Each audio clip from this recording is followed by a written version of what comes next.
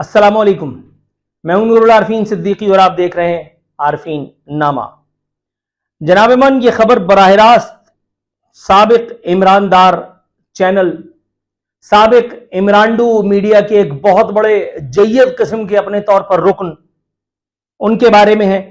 मैं इसका पहले थंबनेल आपको दिखा देता हूं। ये देखिए जनाब मन, आप जानते तो होंगे हमटी Dumpty set on a wall नामी इन मौसूफ को। ठीक है जी, जैसा कि मैंने पेशन गोई की थी, जैसा कि मैं हिंट दे चुका था मुतअद्दिद मरतबा उम्रे पे जाने से पहले भी, उससे बहुत पहले भी और उम्रे से आने के बाद भी, शोएब शेख को मीडिया मालिक की कैपेसिटी से बर्खास्त कर दिया गया है। अब शोएब शेख मीडिया चैनल के ओनर नहीं रहे। पाकिस्तान का नंबर 1 मीडिया ग्रुप अपने आप को कहने वाला शोएब शेख, अब बोल से उसका कोई ताल्लुक बाकी नहीं बचा। बोल न्यूज अब एक और कारोबारी ग्रुप की मिल्कियत है। एक मारूफ ट्रांसपोर्ट ग्रुप को बोल न्यूज जो है वो सौंप दिया गया है। मीडिया इंडस्ट्री में इस हवाले से जो खबरें गर्दिश कर रही थी वो ये कि बोल न्यूज बिक गया है, बोल न्यूज जो है वो उसको फरोख्त कर दिया गया है। जुज़वी तौर पर यह बात भी दुरुस्त आप समझिए, लेकिन जो हकीकत है वो ये है कि शोएब शेख को जितना बड़ा उन्होंने मुंह फाड़ा था, 9 मई के बाद जाहिर है कि सारी चीजें उसी वक्त से तैयार हो रही थी।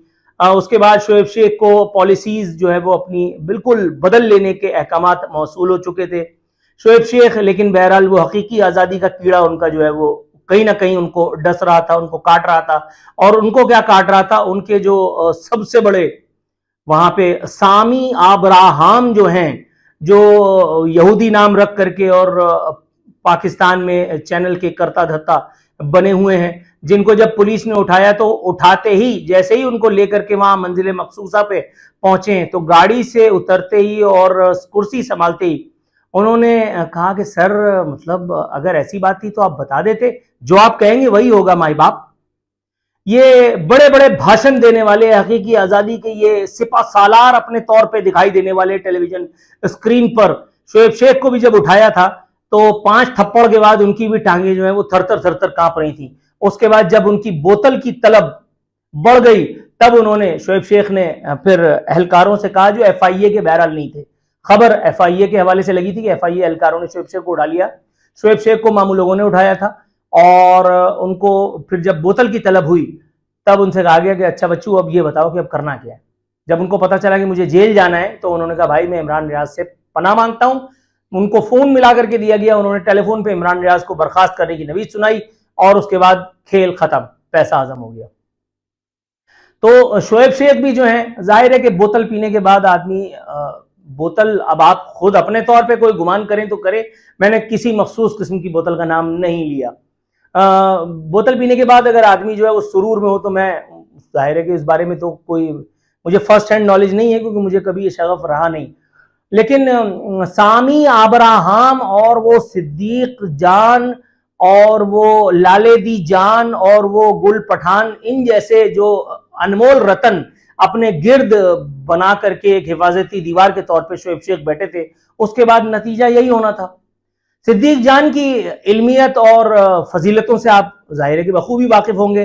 अरशद शरीफ के जूते उठा करके इन्होंने जितना नाम कमाया, मुझसे एक ट्रांसमिशन में ये भिड़ भी गए, उसका क्लिप इन्होंने, उनकी टीम ने वायरल भी किया, आधा क्लिप, क्योंकि पूरा क्लिप तो जाहिर है कि अगर ये देते तो उनकी मौत ही हो जाती। उस क्लिप में इन्होंने अरशद शरीफ के इतने धोए, इतने उठाए कि उनकी आत्मा को भी शांति मिल गई होगी।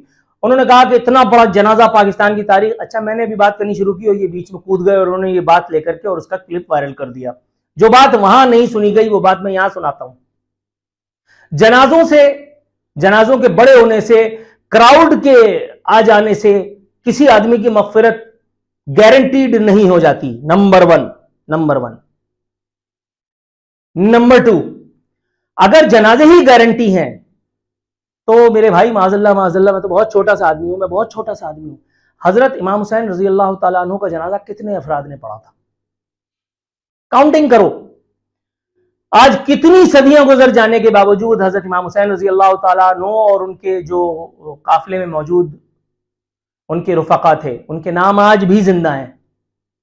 मिट गए तो उनके नाम जिन्होंने हुसैन रजी अल्लाह तआला अन्हु को सताया, उनको शहीद किया।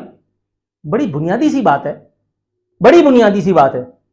दो रिवायतें आपको बताता हूं। एक हजरत उमर फारूक रजी अल्लाह तआला अन्हु, may Allah be pleased with him, my favourite personality, one of my favourite personalities from Islamic history. हजरत उमर फारूक रजी अल्लाह तआला अन्हु ने एक जनाजे को देखकर कहा वाजिब हो गई, फिर कहा वाजिब हो गई, फिर कहा वाजिब हो गई। लोगों ने पूछा क्या? आपने फरमाया मगफिरत, और फिर वजह ये बताई कि जनाजे में उसके काफी सारे लोग थे। यह है एक पहलू, यह तस्वीर का एक रुख। अब आइए दूसरे रुख पर। उन बुजुर्ग का मुझे नाम इस वक्त जहन से पता नहीं क्यों निकल गया है जनाब मन, लेकिन मैं आपको वाकया बता देता हूं, नाम इंशाल्लाह याद आए तो वो भी बताता हूं। एक बुजुर्ग को एक जनाजे में जनाजा पढ़ाने के लिए जहमत दी गई। उन बुजुर्ग ने आकर के जनाजा पढ़ाया और उसके बाद जनाजे के बाद वो ये कहते पाए गए, अगर मुझे पता होता कि इसके जनाजे में तकरीबन पूरा शहर शिरकत करेगा तो मैं कभी ये जनाजा ना पढ़ाता। शागिर्द हैरान रह गए, आपसे पूछा क्यों? आपने बताया कि ऐसा आदमी कि जिसके जनाजे में पूरा शहर पल पड़ा हो, उसने कभी हक बात नहीं की होगी, उसने कभी लोगों के मुंह पे सच नहीं बोला होगा, मगर ना सच बोलने वाला हमेशा तन्हा खड़ा रह जाता है। फिर मैं क्या करूं? किसी के भी जनाजे को, खादिम हुसैन रिजवी साहब का जनाजा, वो क्या कम छोटा था? अल्लाह आपको नेकी दे, कायद आजम मोहम्मद अली जिया, अबे ये लोग तो बहुत बड़े बड़े लोग थे, खादिम हुसैन रिजवी साहब और क्या नाम है बानी पाकिस्तान मोहम्मद अली जिन्ना साहब। चलो मैं उस टटपुंजिये की बात करता हूं, वो काने दज्जाल की, जिसका तिक्का दफनाया था पाक फौज ने, जियाउल हक खां। उसका जनाजा कितना बड़ा था? क्या मगफिरत हो गई? अच्छा चलो मगफिरत ही की बात कर रहे हैं। कुंवर खालिद यूनुस, ये अभी मरा है, दोनों हाथों से इसने हराम कमाया, दोनों हाथों से। कौन झुटला सकता है इस बात को? क्या मगफिरत हो गई? आदिल सिद्दीकी, हराम खा खा करके उसने अपना सत्यानाश कर लिया, पाकिस्तान से भागा, पाकिस्तान सिर्फ दफन होने के लिए वापस आया, गुर्दे जवाब दे गए थे, डायलिसिस पे था, पाकिस्तान आकर के मर गया और यहां कराची में उसको गाड़ दिया गया। तो क्या उसकी मगफिरत हो गई? ओ भाई, ये एक बहुत बड़ा सब्जेक्ट है, ये एक बहुत बड़ा सब्जेक्ट है। तो सिद्दीक जान जो है टट्टू, अच्छा सिद्दीक जान के बारे में सबसे अच्छी बात बताऊं, ये वो आदमी है कि जिसने अरशद शरीफ से पिटाई इसकी हुई थी। ये इमरान खान के दौर में, क्योंकि अरशद शरीफ एक बड़े इमरान थे, अल्लाह ताला उनकी मगफिरत करे, तो उन्होंने अपने लेवल के हिसाब से इमरान खान की चमचागिरी की। सिद्दीक जान तो पॉलिशिया भी नहीं था, बल्कि मालिशिया भी नहीं था। ये किसी एक जगह कोई तकरीब थी, ये वहां पे गवादर या बलूचिस्तान में बहरहाल कहीं थे, वहां पे अरशद शरीफ ने इसको मारा था, इसकी धुलाई हुई थी, उसके ऊपर मैंने व्लॉग भी किया था आरफीन नामे में। और अरशद शरीफ को मरते देख करके ये भी जाकर के कंधे से कंधा मिला करके खुद अपने आप को, सामी इब्राहिम को देख लो, सामी अब्राहम को, वो मालयशिया आज तक कुछ नहीं कर सका, वो आज भी अपनी डीपी के ऊपर अरशद शरीफ की तस्वीर लगा करके और अपने आप को साफी साबित करता है। तो फिर तो बहरहाल इन जैसे लोगों ने शोएब शेख को जहां ले जाकर के खड़ा कर दिया। उसके बाद ये हुआ कि साहब लोग आए, साहब लोगों ने कहा कि चल जाओ निकल यहां से। 7 अरब रुपए बताया गया था कि 7 अरब रुपए में डील हुई। पहले ये बताया गया था कि शायद 9 अरब रुपए मांगे थे। ये कहा गया कि भाई 7 अरब रुपए देंगे, 6 अरब रुपए तुम्हें नहीं देंगे, 1 अरब रुपए देंगे जब मर्जी आएगी। आखिरी इत्तला ये बताई गई, मुझे नहीं पता इनमें कितनी सदाकत है, लेकिन जो मेरे कानों तक पहुंची राविया ने रिवायत के मुताबिक, जो इस अमल में कहीं ना कहीं से शरीक थे, उन्होंने ये बताया कि फिर ये कहा गया कि भाईजान अब आपने उल्टा हमें 1 अरब रुपए देने हैं। और उसके बाद शोएब शेख ले तो लाल कर रहे थे बुलिस्तान की इमारत जो है जहां हम काम किया करते थे किसी वक्त, वो इमारत देना नहीं चाह रहे थे। तो उनको फिर उनकी औकात याद दिलाई गई, उनको उनकी नानी वानी सब याद दिलाई गई और उसके बाद उनको दाल फैन कर दिया गया। हालत यह है कि 3 महीने की तनख्वाह जो है वो वहां पेंडिंग है। ये मीडिया इंडस्ट्री में अब आम सी बात हो चुकी है, आम सी बात हो चुकी है। बड़े बड़े एंकर्स हो, कोई साफी हो, किसी को इस बारे में बात करने की जो है तौफीक नहीं है। मैं आपको उस वक्त भी बताता रहा था, मैं अब भी बता रहा हूं, बोल न्यूज पर तकरीबन 3 जो है वो तनख्वाहें जो है वो चढ़ी हुई हैं, 3 तनख्वाहें। इसी तरह से आज न्यूज पे भी हैं। गुज़िश्ता दिनों मेरे एक दोस्त से मेरी मुलाकात हुई, हम खाने पे कहीं मौजूद थे, पता चला कि तकरीबन 80 रोज की तनख्वाह, 80 रोज की तनख्वाह आज टीवी ने नहीं दी है। और वो जो है शाब जुबैरी, वो दुनिया भर में वो घूमते रहते हैं और कभी कोई शेर, कभी कोई अपने गार्डन की तस्वीर वो ट्वीट करते रहते हैं और बताते रहते हैं कि देखो अल्लाह ने कितनी अच्छी अच्छी चीजें। अबे अल्लाह रसूल से तुम लोगों क्या वास्ता? हुकूकुल इबाद मार करके तुम उम्रा करने के लिए जाओ, हज करने के लिए जाओ, तुम अपने गार्डन बनाओ, तुम वो सब कब्रिस्तान साबित होंगे तुम्हारे लिए। और कोई वक्त जाता है, अब आज टीवी कहां खड़ा है दुनिया जानती है, कहां तीसरे चौथे पांचवें नंबर पे भी आने वाला चैनल अब अल्लाह के हुक्म से नीचे से पहले नंबर पे आता है।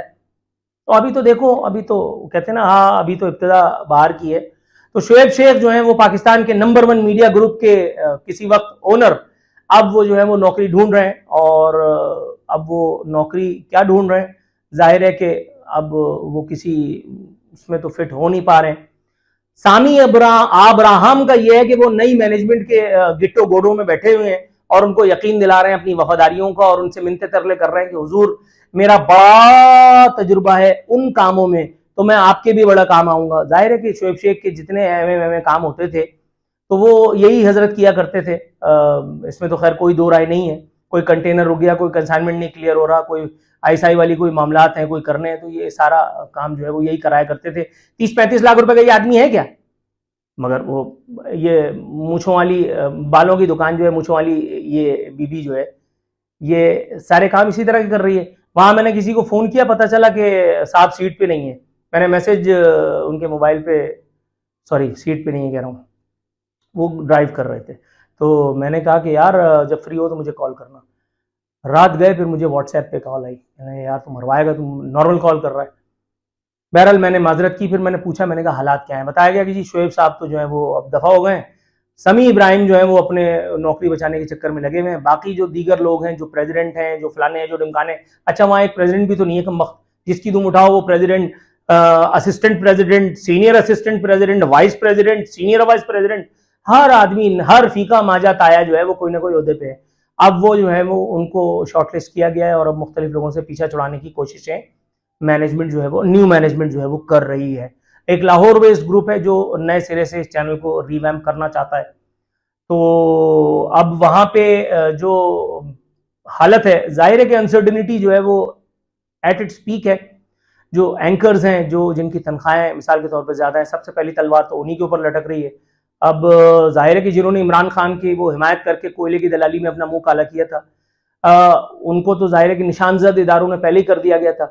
अब उनको लाजमी तौर पर निकाला जाना है। मिसाल के तौर पर सिद्दीक जान हो गया, ये जमील फारूकी हो गया, ये मूछों वाली बंदरिया हो गई, क्या नाम है इसका, सामी अब्राहम, ये इस तरह के लोग। अब सामी अब्राहम कंधे पे रुमाल रख करके और अगर ये वाली सलाहियतें दिखा करके और बच जाएं तो बच जाएं। जाहिर इस तरह के लोगों के लिए सर्वाइवल के तो बहुत सारे मौके होते हैं।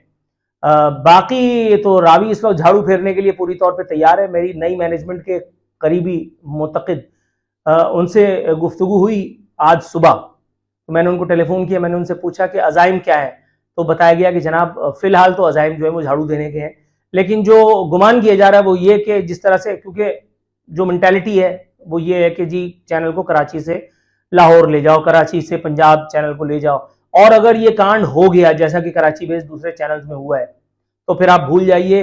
फिर जिस तरह से दीगर चैनल्स में हो रहा है कि इन्हीं तनख्वाहों पर काम करना है तो करो और हमारे साथ वहाँ चलो पंजाब, फिर आप जो है वो बकिया आपको भी जो है वो तशद्दुद जहनी वो बर्दाश्त करना पड़ेगा। तो बहरहाल भाई वो कहते हैं ना कि इस आशिकी में इज्जत सादात भी गई। तो इमरान खान की ईमानदारी में शोएब शेख बेरोजगार हुए सो हुए। अब देखिए कि अगला नंबर सामी अब्राहम का आता है, सिद्दीक जान का आता है, जमील फारूकी का आता है, या फिर किसी और का आता है। और अगर कोई बच भी गया तो खुश ना होना, खुश ना होना मेरे बच्चे, इसलिए कि तुम निशान जद हो वहां से। वहां तो समझ ही रहोगे तुम, इस्लामाबाद के करीब, बहुत करीब एक जगह है जिसने तुम्हारे पालनहार शोएब शेख से उसका चैनल छीन लिया है। पहले भी जिस वक्त, मैं आपको बड़े मजे की बात बताऊं, हमें हमारी तनख्वाह कैश मिलती थी। जब पहली मरतबा मुझे बुला करके और लाखों रुपए मेरे हाथ में दिए गए तो मैंने कहा क्या हो गया भाई? कह रहे सर यहाँ तो कैश तनख्वाह मिलती है। मैंने क्यों? कह रहे सर वो टैक्सेशन और ये और वो एफबीआर की झंझट, और ये मालिक लोगों को पता है, ये बात मालिक लोगों को पता है, ये ऐसी कोई खुफिया इत्तला नहीं है। लेकिन बहरहाल आज पहली मरतबा मैं इसको वेरीफाई कर रहा हूँ। तो जिन लोगों ने चैनल को बनाया था उन्होंने इस चैनल को फिर उजाड़ भी दिया। अब अल्लाह से दुआ ही की जानी चाहिए कि अल्लाह ताला इस चैनल को या इस तरह के दीगर चैनल्स को अक्ल सलीम दे, इनकी मैनेजमेंट को अक्ल सलीम दे, इनको कम से कम ये बात तो समझ में आ जाए कि भाई ये जो सो कॉल्ड मैं एडवेंचर्स फरमा रहा हूँ, मेरे साथ मेरे पीछे कितने सारे लोगों का मुस्तकबिल वाबस्ता है। कोई बेचारा एसोसिएट है, कोई जमादार है, कोई नायब कासिद है, कोई जो है वो चाय पिलाने वाला है, और इस बिल्डिंग में उफ उफ यहाँ तो पता नहीं किस रूप में एजेंसियों के, इंटेलिजेंस के कौन कौन से लोग आज भी मौजूद हैं। अच्छा आपस की बात, आखिरी बात सनसनी फैला करके निकल जाता हूँ। ये जो मैनेजमेंट है, इस मैनेजमेंट में भी, और ये जो पिछली वाली थी इस मैनेजमेंट में भी बहुत सारे लोग ऐसे हैं जो उनके हैं। Love you.